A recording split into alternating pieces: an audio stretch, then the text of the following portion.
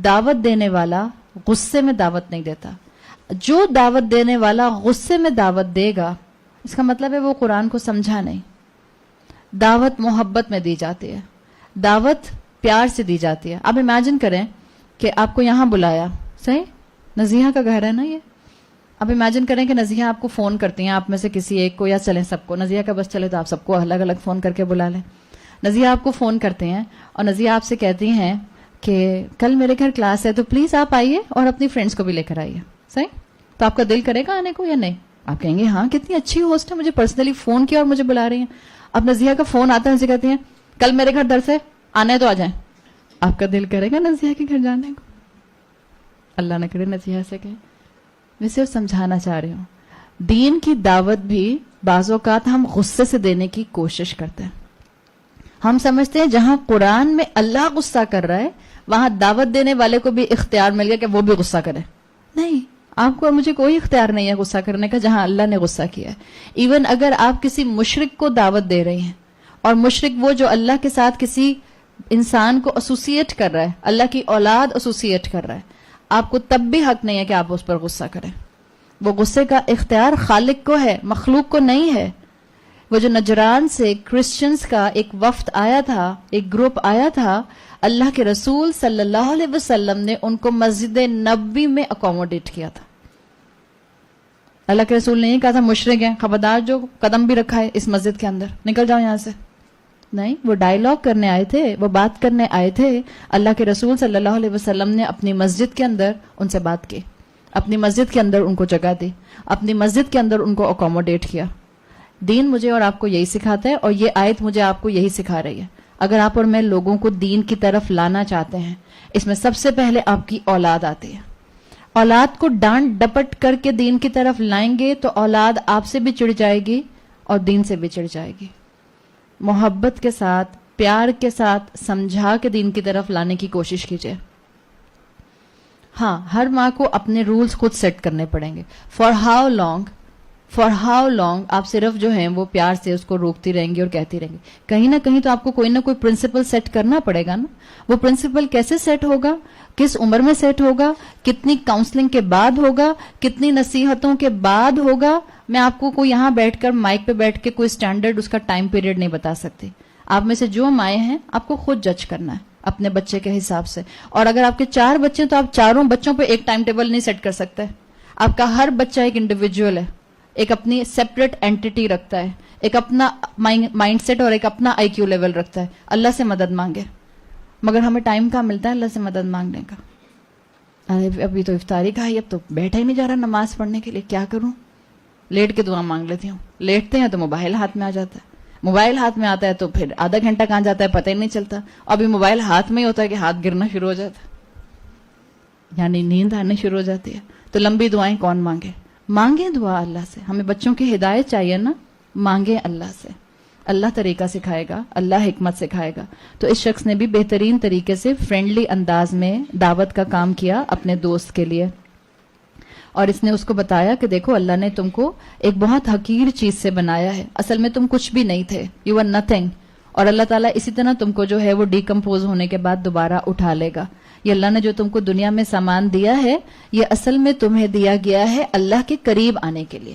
نعمت والوں کو سب سے بڑا انسینٹیو ان کی نعمتوں سے ملنا چاہیے کہ وہ اللہ کی فرما برداری میں اور دوڑیں. جس کے پاس جتنی نعمتیں ہیں اس کے پاس فرصت ہے, اس کے پاس وقت ہے, اس کے پاس طاقت زیادہ ہے, آپ کے پاس زیادہ انرجی ہے, آپ کے پاس زیادہ عقل ہے, آپ علم والی ہیں تو آپ کے پاس زیادہ شعور ہے.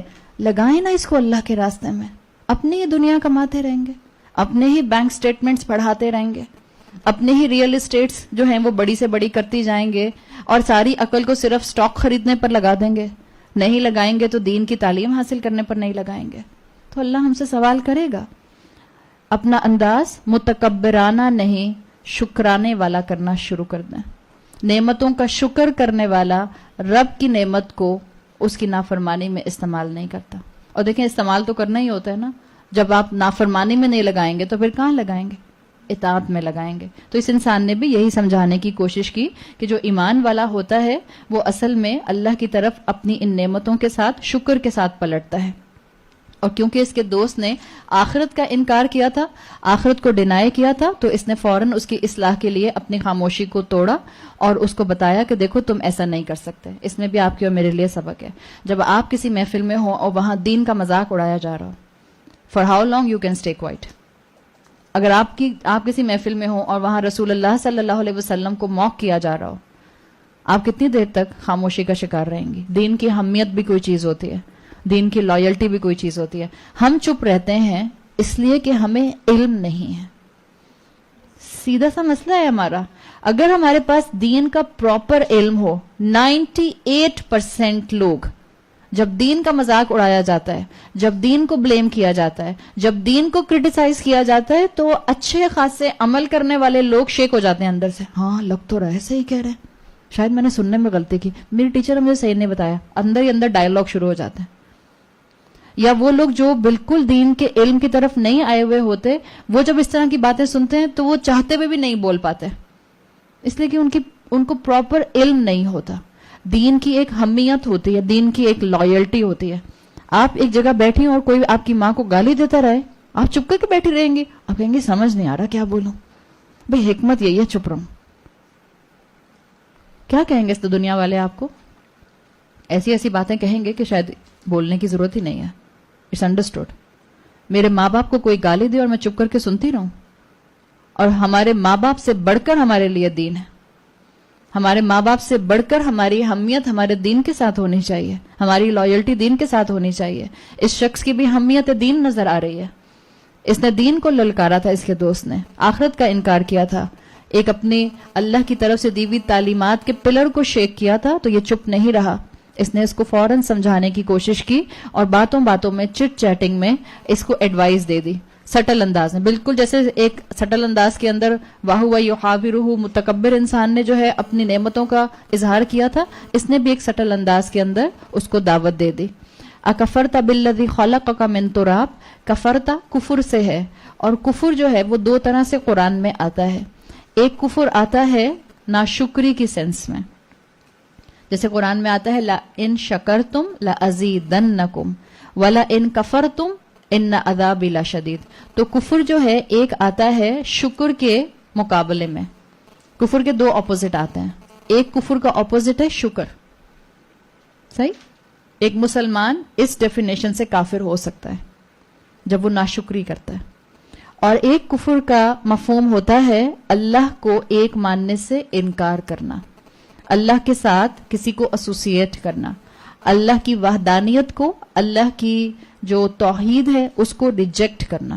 ایک وہ کفر ہوتا ہے.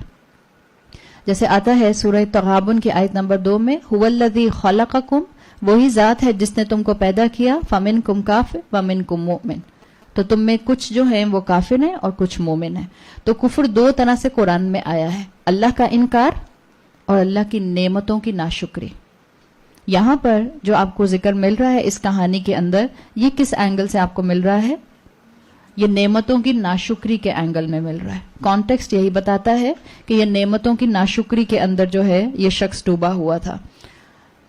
تو اس کے دوست نے کہا کہ تمہیں تو اللہ تعالیٰ نے مٹی سے بنایا تھا اور پھر نطفے سے, اور پھر تم کو ایک پرفیکٹ انسان بنا دیا, ثم سواک رجلا. تو یہ تمہاری بگننگ اگر تمہیں یاد رہے گی تو تمہیں تو ہمبل ہونا چاہیے کہ اپنی ایلیمنٹ آف کریشن کو یاد رکھو.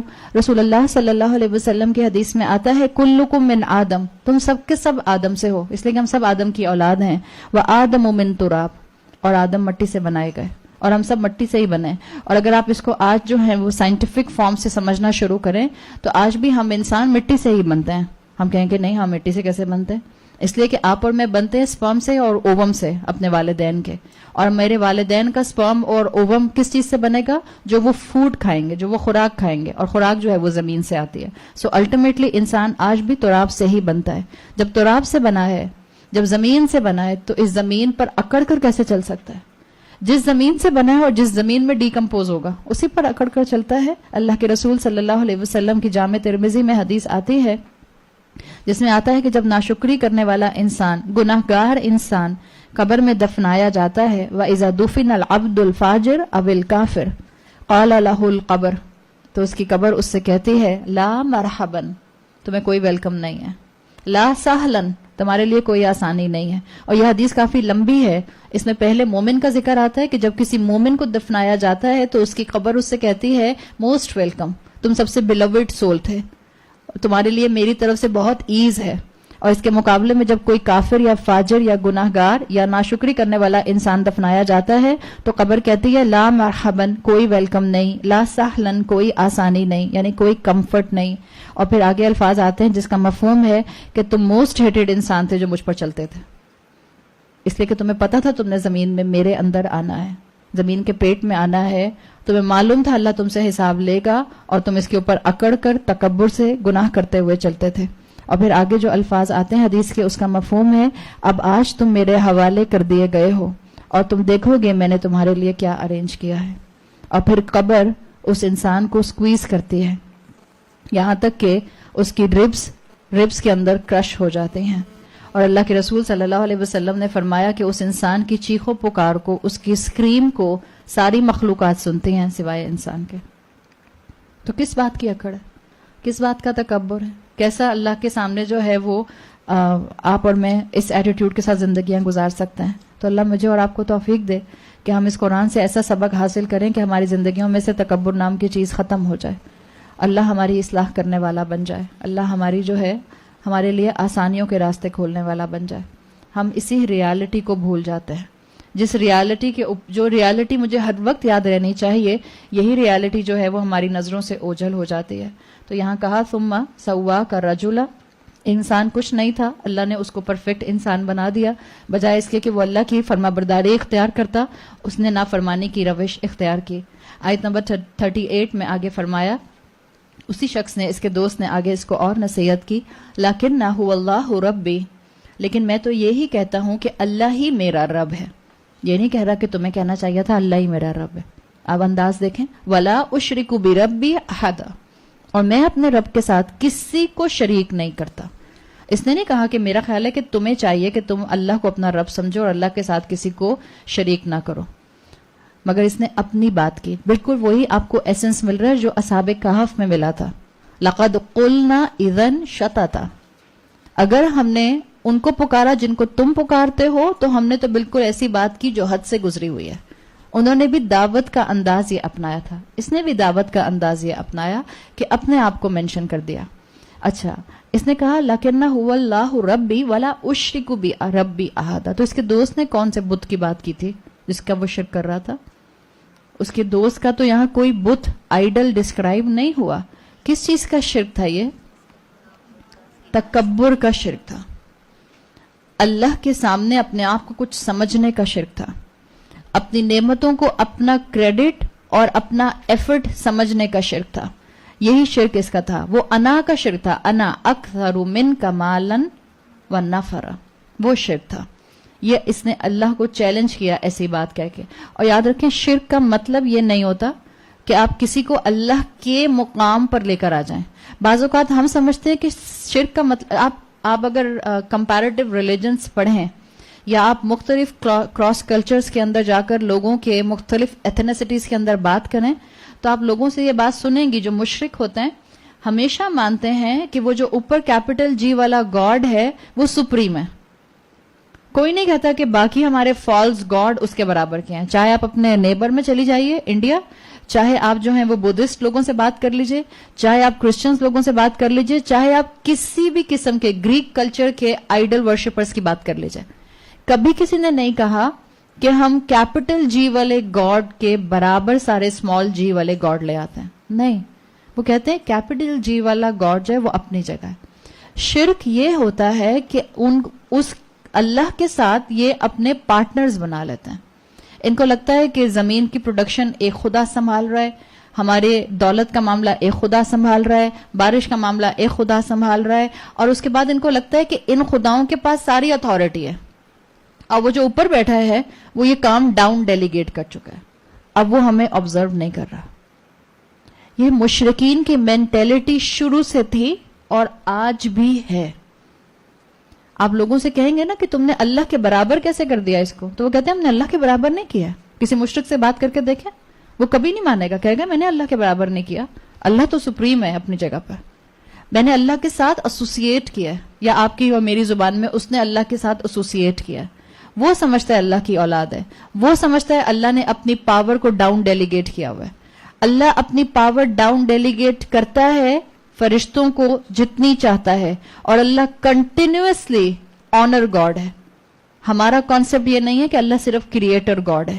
اللہ کریٹر بھی ہے, اللہ مالک بھی ہے. ہمارے لیے اللہ خالق پلس مالک ہے, اور اللہ ہی کا اقتدار ہے ہماری عقیدے کے مطابق ہر چیز کے اوپر.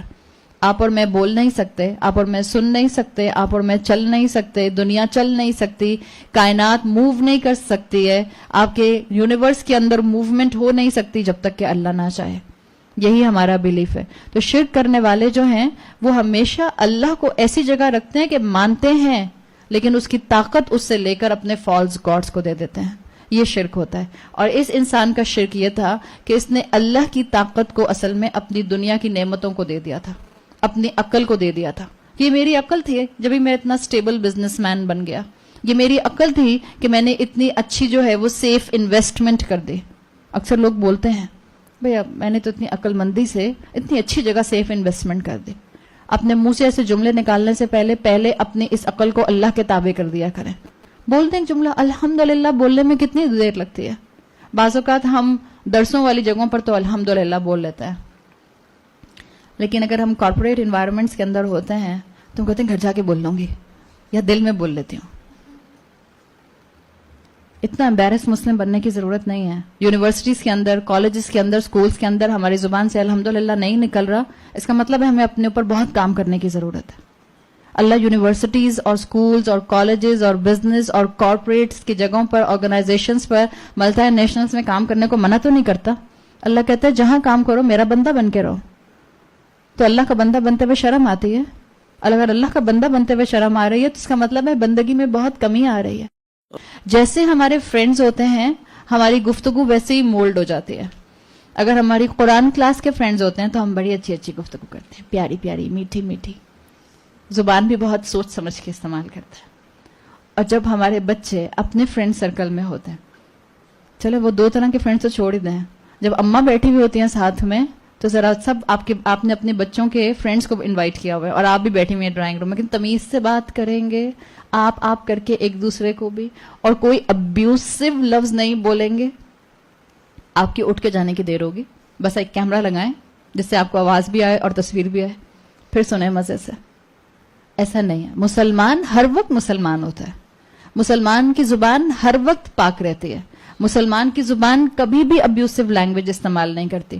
اور بچے ہمارے بہت ابیوسو لینگویج استعمال کرنے لگ گئے ہیں اور کہتے ہیں تو محبت میں کرتے ہیں. اما کم آن, آپ تو اتنی چھوٹی چھوٹی چیزوں کے اوپر پیٹی چیزوں پر پکڑ کر لیتے ہیں. مسلمانوں کی زبانیں ایسی نہیں ہوتی. کیا ہم امیجن کر سکتے ہیں کہ صحابہ اپنے آپ دوستوں میں آپس میں ایسی زبانیں استعمال کرتے ہوں گے؟ اور جو زبان کی میں بات کر رہی ہوں اس میں ہنسی مذاق کی بات نہیں کر رہی ہوں, میں گالیوں کی بات کر رہی ہوں.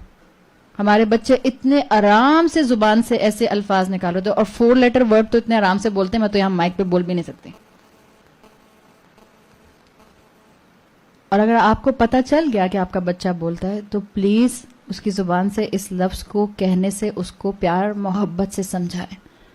اگر ایک 4 لیٹر ورڈ میری پوری کردار کے اوپر امپیکٹ کر سکتا ہے تو اس کا مطلب ہے وہ میری آخرت پر بھی امپیکٹ کر سکتا ہے. اس چیز کو سمجھنا ہے, اس چیز کا انداز اپنانے کی ضرورت ہے. اور پھر اسی طرح سے چیز انسان کے اندر جو ہے وہ گناہوں میں اضافہ کرتی ہے.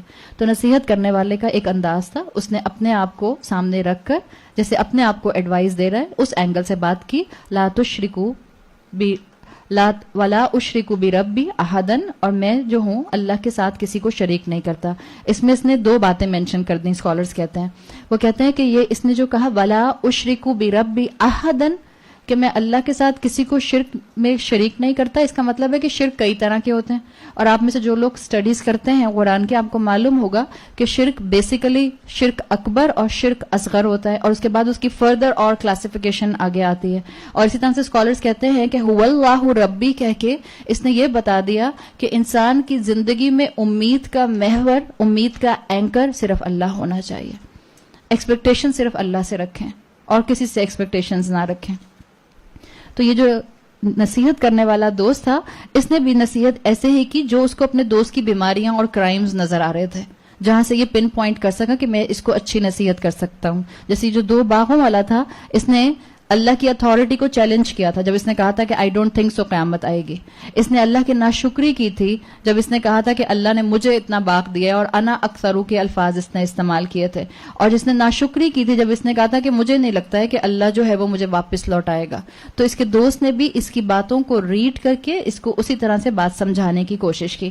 آگے آیت نمبر 39 میں فرمایا وَلَوْ اِذْ دَخَلْتَ جَنَّتَكَ, اور ایسا کیوں نہ ہوا کہ جب تم اپنے باغ میں داخل ہوئے قُلْتَ مَا شَاءَ اللَّهُ لَا قُوَّةَ إِلَّا بِاللَّهِ, تو تم نے یہ کیوں نہیں کہا کہ جو اللہ نے چاہا, یعنی جو اللہ نے چاہا وہ اللہ نے دیا, کوئی طاقت ہے ہی نہیں الا باللہ, مگر صرف اللہ کی. کیونکہ اس شخص نے, نعمتوں والے شخص نے اللہ کے مقام کو چیلنج کیا تھا, اس نے اس کا پرسپیکٹو درست کر دیا. اور یہاں یہ بات بھی واضح ہوتی ہے کہ یہ شخص غریب تھا, لیکن اس نے حسد نہیں کیا تھا اپنے دوست کی نعمتوں کے بارے میں سن کے اور ان کو دیکھ کے. بعض مفسرین لکھتے ہیں کہ یہ جو نعمتوں والا شخص تھا یہ اپنے دوست کا ہاتھ پکڑ کے اپنے باغ میں چلاتا ہوا اس کو لے کے گیا تھا, تاکہ سب چیزیں ویژولی بھی دکھائے, آڈیو ویژول امپیکٹ ہو اس کے اوپر. یہ جو دوست تھا اس نے جیلسی میں اپنے دوست کے ساتھ یہ نصیحت کا معاملہ نہیں کیا تھا, حسد نہیں کیا تھا. اگر حسد کیا ہوتا تو یہ نہیں کہتا وَلَوْ اِذْ دَخَلْتَ جَنَّتَكَ قُلْتَ مَا شَاءَ اللَّهُ لَا قُوَّةَ إِلَّا بِاللَّهِ. اس کو تمیز سکھا رہا ہے کہ دیکھو جب نعمت ملتی ہے تو نعمت کی حفاظت کے لیے یہ الفاظ بولے جاتے ہیں. کتنی خوبصورتی ہے اس کے اندر کہ اس نے حسد کیے بغیر اس کو ایک بہت بہتر نصیحت کر دی کہ تمہیں چاہیے تھا کہ جب تم اپنے باغ میں داخل ہو رہے تھے تو عاجزی کے ساتھ داخل ہوتے, نعمتوں کو اللہ کے ساتھ اٹیچ کرتے ہوئے داخل ہوتے. اس سے عاجزی آتی ہے. اور جب خیر کو اللہ سے ایسوسیٹ کر دیا جاتا ہے تو پھر انسان پر جیسے بھی حالات آتے ہیں انسان کا نروس بریک ڈاؤن نہیں ہوتا. ہاں غم آتا ہے, پریشانی ہوتی ہے, سٹریس ہوتا ہے, آنکھ آنسو بہاتی ہے, نروس بریک ڈاؤن نہیں ہوتا ہے. اس کو سمجھایا کہ تمہیں کہنا چاہیے تھا قُلْتَ مَا شَاءَ اللَّهُ لَا قُوَّةَ إِلَّا بِاللَّهِ. یہ جو فریز ہے یہ فریز ہمارے اسلام کے اندر ایمان بالقدر انسان کو سکھاتا ہے کہ جو ہے وہ میرے رب کی عطا ہے. سمپل. اگر آپ ایمان بالقدر کو ایک جملے میں بتانا چاہیں تو وہ یہ ایک جملہ ہے ما شاء اللہ لا قوت الا باللہ. اور لا قوت جو گرامر پڑھنے والے لوگ ہیں ان کو پتا ہے دس از ایبسلیوٹ نیگیشن, اور کوئی طاقت ہے ہی نہیں. جیسے آپ کلمہ پڑھتی ہیں, کلمہ کیا کہتا ہے لا الہ, کوئی اور الہ ہے ہی نہیں. آپ پڑھتی ہیں لا شریکہ, کوئی اور شریک ہے ہی نہیں. اللہ کہتا ہے لا غالبہ, کوئی اور غالب ہے ہی نہیں. سو ایبسلیوٹ نیگیشن کے لیے یہاں پر آیا ہے کہ اللہ کی طاقت کے علاوہ اور کسی کے پاس طاقت ہے ہی نہیں.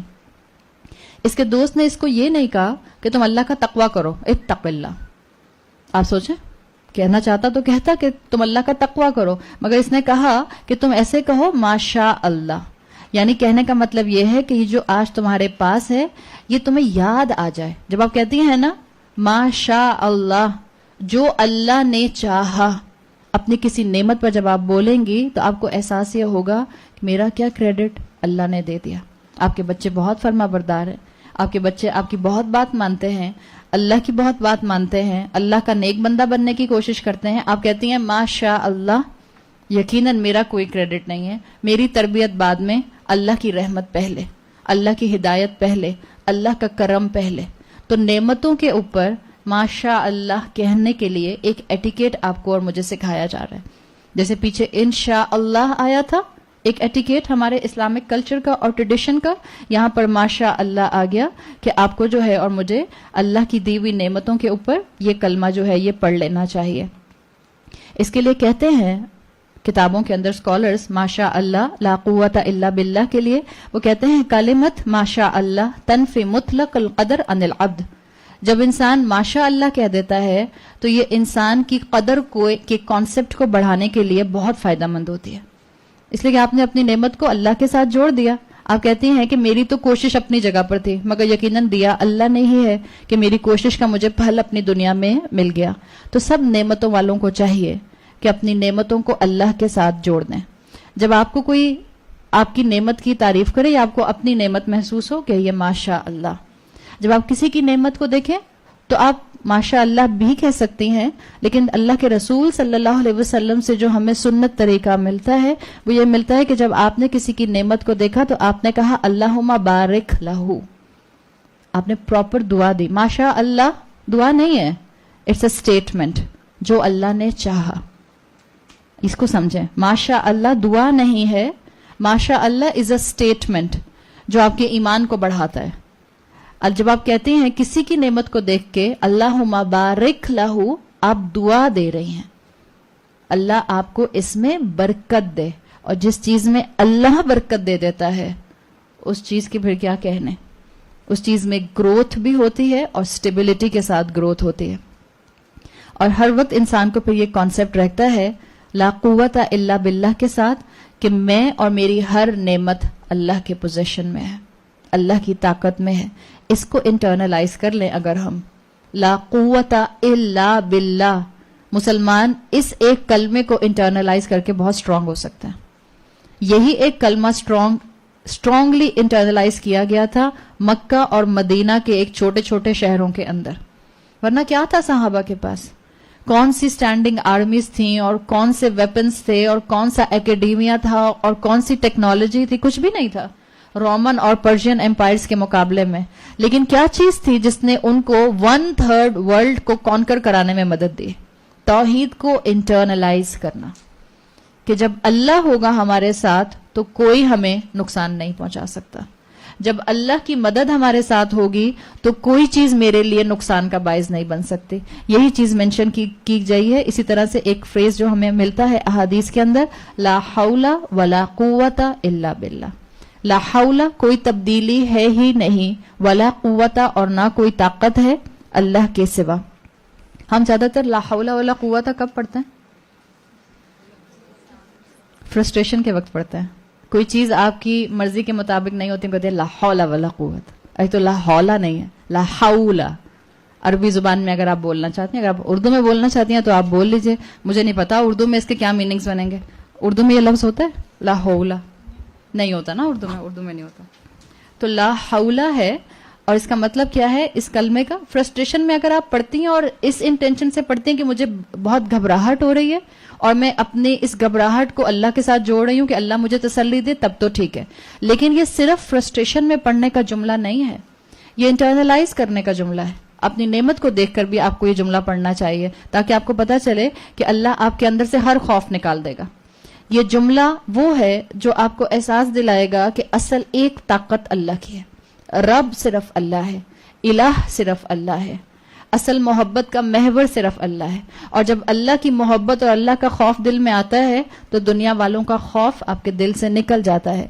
रसूलुल्लाह सल्लल्लाहु अलैहि वसल्लम ने फरमाया एक मर्तबा कि क्या मैं तुम्हें ऐसा कलमा ना बताऊं जो अल्लाह के अर्श के नीचे लिखा हुआ है?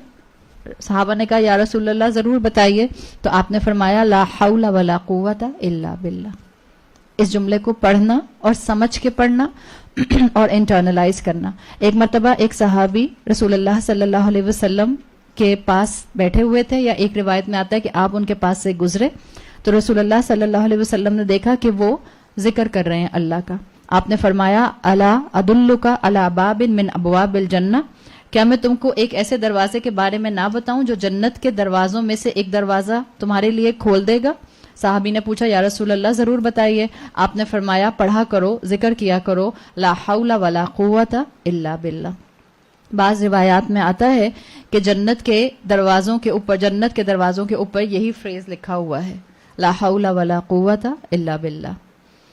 इसका मतलब क्या है कि हर मेरा डिसीजन और हर मेरी नेमत अल्लाह के हुक्म के अंडर है, मेरे में कोई ताकत नहीं है। इंसान अपने अंदर जब किसी भी परसेंटेज का तकब्बुर महसूस करे, ये जुमला पढ़ लिया करे, अपने आप को बार बार याद दिलाएं। अगर आपको महसूस होता है कि मेरे अंदर एरोगेंस आ रही है, माशा अल्लाह ला कुव्वता इल्ला बिल्लाह, अपने आप को बार बार इंसान याद कराए ताकि उसकी कमी दूर हो जाए। जब आपको लगे कि आपको सेल्फ ग्रैंड्योर का अंदाज हो, अपने लिए अपने से फीलिंग्स आ रही हैं, आपको अपनी जात बड़ी महसूस हो रही है, पढ़िए माशा अल्लाह ला कुव्वता इल्ला बिल्लाह और पढ़ती रहिए ताकि अल्लाह ताला आपके दिल को थाम ले। तो दो सिचुएशंस के ऊपर इस जिक्र को थामिए। एक, जब आपको लगे कि आपको अपनी किसी नेमत के ऊपर तकब्बुर हो रहा है, इसको पढ़ना शुरू कर दें। اور جتنی مرتبہ پڑھ سکتی ہیں سوچ سمجھ کے پڑھیے. اور دوسرا, جب آپ کسی کی نعمت دیکھیں اور آپ کو وہ نعمت بہت اچھی لگے تب بھی یہ جملہ پڑھیے, ما شاء اللہ لا قوت الا باللہ, تاکہ وہ آپ کا اس کی نعمت کا اچھا لگنا اس انسان کو ایول آئی کا شکار نہ کرے. اس لیے کہ میں نے اور آپ نے اپنے آپ کو بھی ایول آئی سے بچانا ہے اور اپنی آنکھ کے برے اثر سے دوسرے کو بچانا ہے. دونوں سائیڈ افیکٹ ہمارا جو ہے وہ ہونا چاہیے. حضرت انس بن مالک کہتے تھے کہ جب تم اپنے اندر کسی کے بارے میں حسد محسوس کرو تو یہ کہا کرو ما شاء اللہ لا قوت الا باللہ. اور ہم انسان ہیں, ہمیں دوسرے کی نعمت پر حسد آ جاتا ہے, ہمیں دوسرے کی نعمت کے اوپر کبھی کوئی جو ہے وہ ایول فیلنگز آ جاتی ہیں. انسان ہے نا, ہم کوئی روبوٹس تو نہیں ہے نا, ہم فرشتے ہیں. تو اب جب احساس ایسا آئے, عقل مند انسان وہ ہے جو اپنی اصلاح کر لے اور اسی وقت جو ہے وہ اللہ کے ساتھ ان چیزوں کو ایسوسیٹ کر دے. اور یہ ہمارے حسد اور ایول آئی اور انوی یہ ہمارے کامن پرابلمس ہیں. نعمتوں کے زوال سے اگر آپ اور میں بچنا چاہتے ہیں, اگر آپ اور میں چاہتے ہیں کہ ہم ایک دوسرے کو حسد کا شکار نہ کریں, تو اس فریز کو اپنی زندگی کا حصہ ضرور بنائیے. اور جب کسی کی نعمت دیکھیں پلیز اس کو دعا ضرور دیجیے, اللہم بارک لہو یا اللہم بارک لہا, جو بھی جس جملے کے لیے بھی جس چیز کے لیے آپ استعمال کر رہے ہیں اس کو دعا دیجیے. اور اگر آپ کو اللہم بارک لہو یاد نہیں رہتا تو بس سمپل اللہ برکت دے اردو زبان میں بول دیجیے. اللہ نے تو آپ کی دعا سننی ہے, اللہ آپ کی نیت جانتا ہے. یہ وہی کلمہ ہے جو ہم بولتے ہیں جب اذان ہوتی ہے, جواب دیا جاتا ہے. جب مؤذن کہتا ہے حی علی الفلاح حی علی الصلاح, تو آپ اور میں جواب میں کیا کہتے ہیں؟ لا حول ولا قوت الا باللہ. کسی نے ایک دفعہ سوال کیا تھا, اس لیے کہ ہم اس کو اردو والے میننگز میں کہتے ہیں نا, لا حول ولا قوت الا باللہ. تو کسی نے ایک مرتبہ پوچھا کہ جب اذان کا جواب دینا ہوتا ہے تو لا حول کیوں پڑھتے ہیں؟ اس لیے کہ ہم لا حول پڑھتے ہیں کسی فرسٹریشن کے معاملے میں. تو سمجھنے کی بات کیا ہے کہ لا حول ولا قوت کا میننگ سمجھیے. اللہ جب اذان کی پکار پر میں کہہ رہی ہوں تو میں اپنی طاقت سے اٹھ کر نماز نہیں پڑھ سکتی. لا حول کوئی تبدیلی نہیں ہے جب تک کہ اللہ نہ چاہے, کوئی طاقت نہیں ہے جب تک کہ اللہ نہ چاہے. اللہ کی دی ہوئی توفیق ہوگی تو میں اذان کی آواز پر اور اذان کی پکار پر اذان کے بعد جماعت کے لیے یا نماز کے لیے پہنچ جاؤں گی. لا حول ولا قوت, یہ مفہوم اس کا بنتا ہے کہ اللہ ہی کی دی توفیق ہے کہ ہم نماز پڑھتے ہیں اور اللہ کے ساتھ جڑتے ہیں. تو ان دو دوستوں میں سے ایک نے اپنے باغ والے دوست کو اس کی نعمت کے اوپر ایک ایٹیکیٹ سکھایا کہ دیکھو اپنی نعمت کے اظہار کے اوپر ایسے بولو. اس سے یہ بھی پتہ چل رہا ہے کہ جو مومن انسان ہوتا ہے وہ نیگیٹیولی لوگوں کو کرٹیسائز نہیں کرتا, وہ اصلاح کے لیے لوگوں کو بات سمجھاتا ہے. کرٹیسزم کا سہارا جو ہے وہ نیگیٹیولی نہیں لیتا ہے. کرٹیسزم پازیٹیو بھی ہوتا ہے اور محبت کے ساتھ بھی ہوتا ہے اور وہی فائدہ مند ہوتا ہے. کرٹیسزم سلوشن کے لیے تاکہ اگلے کی بیماری دور ہو جائے. تو اس کو بھی سمجھانے کی اس نے ایسی کوشش کی کہ دیکھو یہ جو تم نے کہا تھا کہ مجھے نہیں لگتا کہ میری کبھی جنت ختم ہوگی, یہ صحیح ایٹیٹیوڈ نہیں ہے. تمہیں چاہیے کہ اپنی نعمتوں کے اوپر تم اللہ کا شکر ادا کرو اور ان نعمتوں کو اللہ کے ساتھ ایسوسیٹ کر دو. تو یہ جو اس شخص کے 3 پرابلمس تھے, ان 3 پرابلمس کو یہ ایڈریس کرنے کی کوشش کر رہا ہے, جس میں پہلا پرابلم جو تھا وہ کیا تھا؟ اپنی نعمتوں کو اپنے لیے کافی سمجھنا, اللہ کی ناشکری کی اس نے. دوسرا پرابلم تکبر, اور تیسرا پرابلم آخرت کا انکار. ان تینوں کو اس نے جواب دینے کی کوشش کی. جب اس نے یہ کہا کہ اللہ نے تم کو مٹی سے بنایا تو اس کو بتا دیا کہ دیکھو ریزریکشن ہونا ہے. جیسے اللہ نے تم کو بنا دیا جبکہ تم کچھ نہیں تھے, اللہ تم کو اٹھا دے گا جبکہ تم کچھ نہیں ہوگے. اس نے ایسے سمجھا دیا. جب اس شخص نے تکبر کیا تو اس شخص نے سمجھا دیا کہ دیکھو اللہ تعالیٰ نے تم کو جو یہ مال دیا ہے اس پر دعا پڑھا کرو, اس پہ کہا کرو کہ یہ ہر اسٹرینتھ اللہ کی طرف سے ہے. آگے آیت نمبر 39 میں فرمایا ان ترانی انا اقل منک مالا و ولدا. اب یہ کس بات کا جواب دے رہا ہے؟ اب یہ اس بات کا جواب دے رہا ہے انا اکثر منک مالا و نفرا. اب آخر میں اپنی بات کر رہا ہے کہ دیکھو اگر تم مجھے اپنے مقابلے میں مال اور اولاد میں کم سمجھتے ہو, یعنی اس نے سامنے والے کی انسلٹ فیل کر لی تھی. یاد رکھیں آپ کی نظروں کے اینگلز, آپ کے فیشل ایکسپریشنز سامنے والے کے لیے اگر حقارت والے ہوں گے تو وہ محسوس کر لیتا ہے. اس شخص نے بھی محسوس کر لی تھی اور اس نے کہا ان طرح نہیں, اگر تم سمجھتے ہو. حالانکہ اس کے پاس مال نہیں تھا, حالانکہ اس کے پاس اولاد نہیں تھی, اس نے یہ نہیں کہا کہ ہاں میرے پاس اولاد اور مال نہیں ہے. ناشکرا نہیں تھا نا, ہر حال میں شکر کرنے والا تھا. تو اس نے کہا ٹھیک ہے, اگر تم سمجھتے ہو کہ میرے پاس اولاد اور مال نہیں ہے, یہ تمہاری نظر کا ہائر ہونا اور لوور ہونا ہے.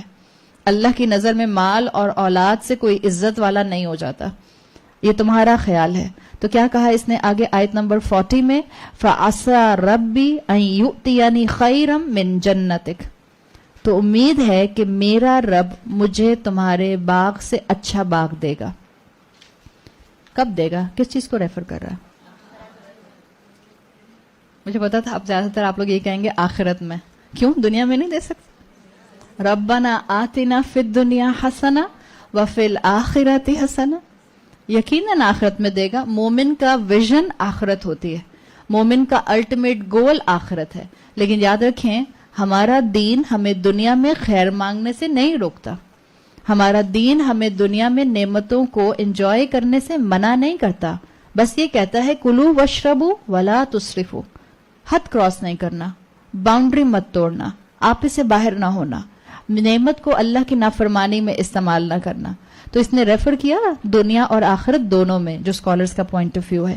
ہاں یقیناً اس کا اپنا کنوکشن تھا, اور ہر مومن کا ہوتا ہے کہ اگر ہماری دنیا ہمیں ہماری خواہش اور مرضی کے مطابق نہیں ملی, ہمارا ایمان ہے کہ اللہ تعالیٰ ہماری ہر خواہش کو جنت میں پورا کریں گے. اللہ ہماری ہر خواہش کو جنت میں بہترین فارم میں پورا کریں گے. اور آپ نے وہ حدیث کئی مرتبہ سنی ہوگی جس کا مفہوم آتا ہے کہ اللہ جب جنت آخرت میں ان کو نوازے گا جن کی دنیا میں دعائیں قبول نہیں ہوئی تھیں, تو وہ لوگ جو کھڑے دیکھ رہے ہوں گے جن کی دعائیں قبول ہوئی تھیں اور جن پر دنیا وافر مقدار میں کھول دی گئی تھی, وہ دعا کریں گے اس وقت کہ اے کاش کہ ہمیں دنیا میں ہماری کوئی دعا قبول نہ ہوئی ہوتی, اور کاش کہ ہمارے جسم دنیا میں کینچی کے ساتھ کاٹے گئے ہوتے. اس لیے کہ جب وہ لوگوں کو, اللہ کی خاطر جہاد کرنے والوں کو, اللہ کی خاطر قتال کرنے والوں کو, اللہ کی خاطر قربانیاں دینے والوں کو, اللہ کی خاطر خاموش رہنے والوں کو, اللہ کی خاطر صبر کرنے والوں کو اجر ملتا ہوا دیکھیں گے, وہ جن کو دنیا میں نعمتیں برسا دی گئی تھیں وہ تمنا کریں گے کہ دنیا میں ان کی کوئی دعا قبول نہ ہوئی ہوتی. یہ چیز ہے, مومن کا ویژن آخرت ہوتی ہے. ہاں ہم دنیا مانگتے ہیں, لیکن ضروری نہیں ہے ہم جو مانگیں وہ ہمیں مل بھی جائے. اور جب ایسا ہو تو اس وقت اللہ پر ایمان اور توکل پر قائم رہنا یہ مومن کی بہترین علامت ہے. ہاں جہاں تک دنیا مانگنے کی بات ہے, دعاؤں کے اندر اٹس نتھنگ رانگ, آپ مانگ سکتے ہیں. آگے اس نے کیا کہا, وَيُرْسِلَ عَلَيْهَا حُسْبَانًا مِّنَ السَّمَاءِ فَتُصْبِحَ صَعِيدًا زَلَقًا, اور تمہارے باغ پر آسمان سے اللہ بجلی اتارے یا بجلی بھیج دے اور وہ ایک بیرن سلپری میدان بن جائے, خالی میدان بن جائے. اب یہ جو جملہ آپ کو نظر آ رہا ہے وَيُرْسِلَ عَلَيْهَا حُسْبَانًا مِّنَ السَّمَاءِ, اسکالرز کہتے ہیں کہ یہ انداز اس شخص کی, نصیحت کرنے والے شخص کی پچھلی کانورسیشن سے بالکل مختلف نظر آ رہا ہے. لگ رہا ہے نا آپ کو ایک دم سے کہ جیسے اس نے ایک دم سے کہہ دیا کہ جیسے اللہ تمہارے اس نعمت کے اوپر سزا لے کر آئے. اس نے جیسے اس انداز میں کہا کہ اللہ چاہے تو اللہ آسمان سے آگ کو بھیجے اور تمہارے باغ کو تباہ کر دے. اب ہو سکتا ہے یہ جملہ پڑھ کے اور اس کا ترجمہ پڑھ کے کسی کو خیال آئے کہ کتنا ایول انسان تھا, ایک طرف نصیحت بھی کر رہا ہے دوسری طرف چھری بھی گھونپ رہا ہے. ہم یہی کہتے ہیں نا, وہ اردو کا محاورہ کیا ہے, دوست کی شکل میں دشمن, آستین کا سانپ.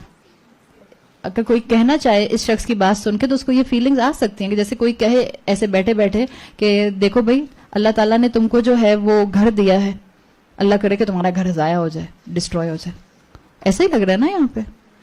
لیکن اگر آپ اس کو پریکٹیکلٹی میں سمجھیں گی اور عقل اور ایمان کے دائرے میں سمجھیں گے تو آپ کو سمجھ آ جائے گی. آپ کا بچہ ایگزام ہونے والا ہے اور آپ اس سے کہتی رہتی ہیں پڑھو پڑھو پڑھو پڑھو, اور اماں کی تو ایسی چابی اور کیسٹ آن ہوتی ہے کہ وہ رکتی نہیں ہے, وہ چابی کبھی ختم نہیں ہوتی اور وہ سیل کبھی ختم نہیں ہوتے کہ اماں کہنا چھوڑ دیں کہ پڑھو پڑھو پڑھو.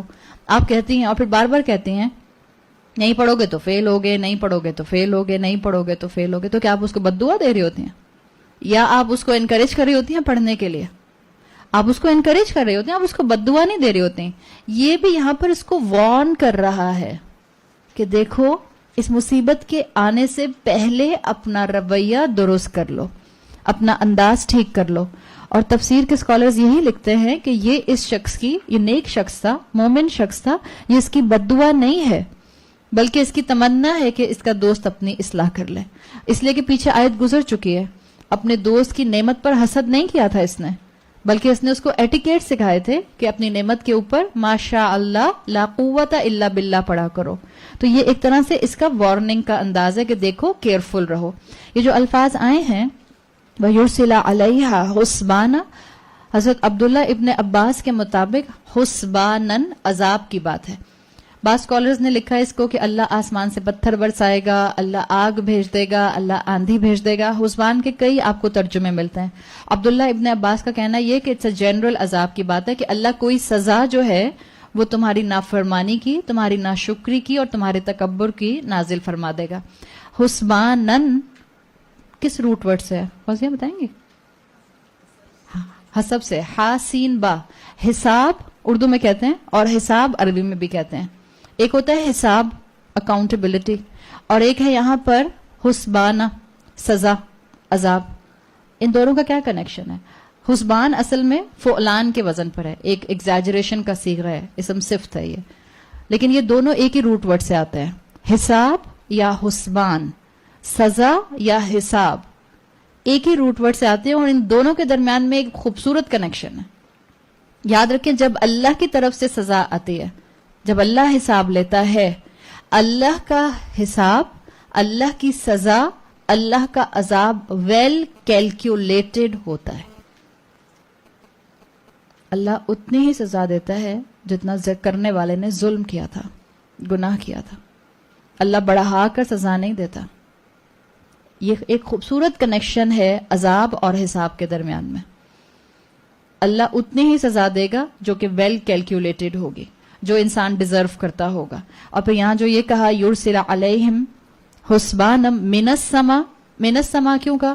عذاب اور سزا تو زمین سے بھی آ سکتی تھی، من الارض بھی آ سکتی تھی، ارتھ کویک کی شکل میں یا فلڈ کی شکل میں یا کسی بھی اور شکل میں آ سکتی تھی.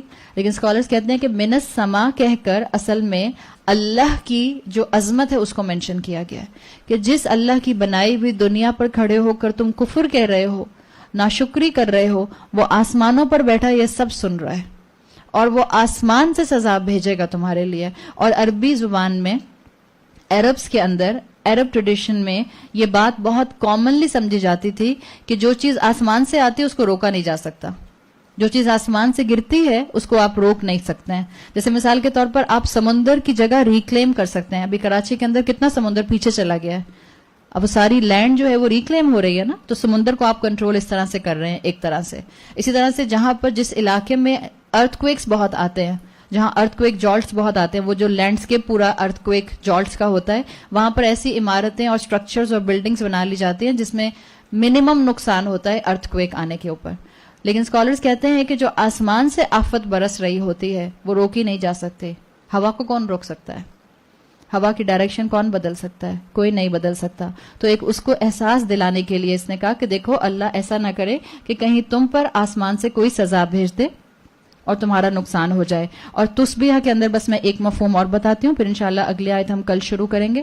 ایک تو یہاں تسبیحہ جو آیا فَتُسْبِحَ صَعِيدًا زَلَقًا، اور تمہارا جو یہ باغ ہے یہ خالی میدان بن جائے. تسبیحہ ایک جنرل میننگ میں آپ اس کا ترجمہ پڑھتے ہیں کہ تمہارا باغ جو ہے وہ میدان ہو جائے. تسبیحہ اصبحہ ہو جانا. ایک صبح اور بھی آتا ہے نا مارننگ کے لیے، تسبیحہ صبح سے ہے، سوات باہا. اگر اسکالرز نے اس کو ایسے بھی لیا ہے، وہ کہتے ہیں کہ بعض اوقات جب انسان صبح صبح اٹھتا ہے اور اس کو کوئی ان پلیزنٹ خبر سننے کو ملتی ہے تو انسان اس کو ذہنی طور پر تیار نہیں ہوتا. اور اگر آپ صبح اٹھیں اور یا آپ کی آنکھ کھلے فون کی بیل سے اور جب آپ فون اٹھا کر بات کریں تو آپ کو کوئی ایسی ان پلیزنٹ نیوز سننے کو ملے تو انسان جو ہے وہ اس پر زیادہ غم آتا ہے. تو بعض اسکالرز نے اپنی تفاسیر میں لکھا کہ اس نے کہا کہ ایسا نہ ہو کہ ایک دن تم صبح اٹھ کر آؤ اور تم دیکھو کہ تمہارا میدان چٹیل بنا ہوا ہے، بالکل بیرن ہو چکا ہے، اور پھر تم پر جو غم کی کیفیت آئے گی. تو یہ اپنے دوست کو میکسیمم سمجھانے کی کوشش کر رہا ہے کہ اپنی نعمتوں کو اللہ کے ساتھ ایسوسیٹ کرو، اپنی نعمتوں کو رب کی نافرمانی میں استعمال نہ کرو. اللہ مجھے اور آپ کو بھی توفیق دے کہ ہم بہترین طریقے سے جو اللہ نے ہمیں نعمتیں دی ہیں ہم اس کا حق ادا کرنے والے بن جائیں. اللہ تعالی ہمارے لیے دنیا میں رہ کر اللہ کا بندہ بننا آسان بنا دے. اللہ ملک الموت کو دیکھنے سے پہلے ہم توبہ کی طرف آ جائیں. اللہ ہماری قبروں کو ہمارے لیے کشادہ قبریں بنا دے. ہماری قبروں کے اندر ہمارے لیے جنت کی کھڑکی کھول دے. اللہ جو مرحومین انتقال کر چکے ہیں ان سب کی مغفرت فرما. ہمیں ہمارے والدین کے لیے اور ہماری اولادوں کو ہمارے لیے بہترین صدقہ جاریہ بنا. بارک اللہ لی ولکم فی القرآن الحکیم ونفعنی وإیاکم بآیاتی وذکر الحکیم. سبحانک اللہم وبحمدک نشہد ان لا الہ الا انت نستغفرک ونتوب الیک. جزاک اللہ خیرا.